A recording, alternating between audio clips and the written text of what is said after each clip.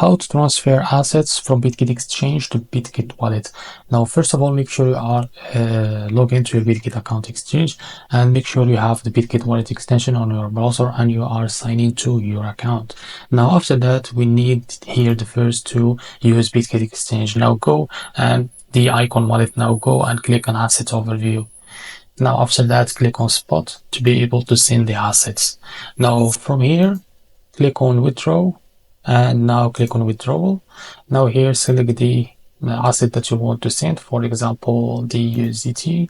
Now from here select the network that you are that you want to send with. Now after that you need here the wallet address. Now go back to your Bitget wallet and now click on receive and now select USDT as you selected on Bitget exchange. Now after that you select it.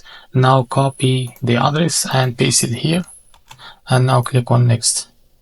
So after that, enter the amounts of the assets that you want to send from Bitget Exchange to Bitget Wallet, and now you are ready to go. Now click on withdraw. So this is how to transfer your assets from Bitget Exchange to Bitget Wallet on PC. If you find this video helpful, please like and subscribe. See you in the next video.